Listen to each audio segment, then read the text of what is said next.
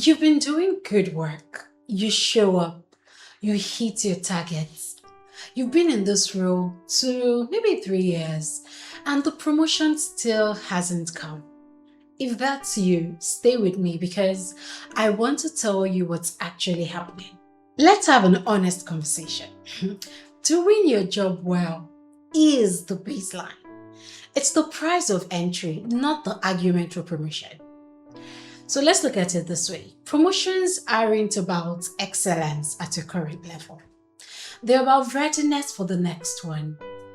And readiness is built on 3 things: visibility, sponsorship, and strategic positioning, not just performance. I want to walk you through 4 things I see people miss over and over again. Number 1, your manager doesn't know the full extent of your work. If you haven't told them clearly, regularly, in a structured way, they're working with half the picture. Good work doesn't automatically travel upward. You have to send it there. Number 2, you haven't made the business case. Promotions are business decisions, not loyalty rewards. I've worked hard for 3 years is not a business case. Here's the impact I've created, the scope I've taken on, and what I'm ready to lead. Now that's it. Number 3, do you have a work sponsor? Not a mentor. A work sponsor. A mentor supports you, in the room, but a work sponsor advocates for you when you're not in the room.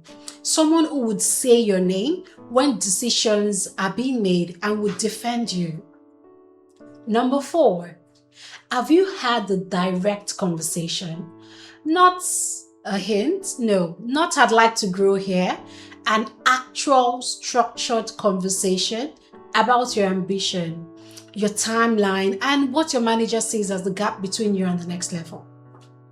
For 2 years, I had been doing the next level work, and at some point I thought maybe the leadership would see all this work and, give me some form of incentives. I was so wrong. I was leading across market data products, releasing new features, optimizing the processes, closing revenue leakages, absorbing scope nobody had formally handed to me. I assumed someone would see it. After a couple of more months, I saw that no one would speak for me if I did not start speaking for myself. And so it dawned on me that the decision makers did not have the full picture of what I was carrying. I had never really given it to them. Performance cycles came and I documented all that I did, but it didn't translate to much without the right systems. So I stopped waiting. I put together a 4-slide deck. Not I've worked hard, but the actual scope I owned, the impact I had, and the level I was operating at versus the level I was titled at. I asked for a direct conversation, not a hint and hope checking. I said plainly, I want to be considered for this role and I'd like my title changed. And here's why I think I'm ready. What do you see as the gap? That was my conversation.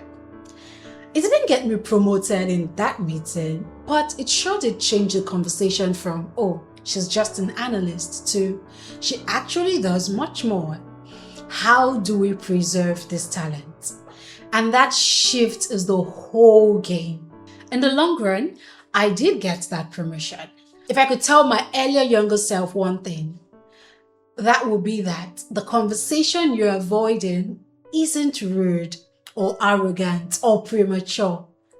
It's the job. Advocating for your work is part of doing the work. It's not separate from it. And here's what I want to leave you with. Your work is not enough on its own. Your advocacy for it matters just as much. This is episode 1 of a new series on promotion strategies. Here's the thing. Knowing your gap isn't enough on its own. In the next episode, I'm giving you the one tool that makes everything else in the series possible. And most people don't have it. Subscribe so you're here for that.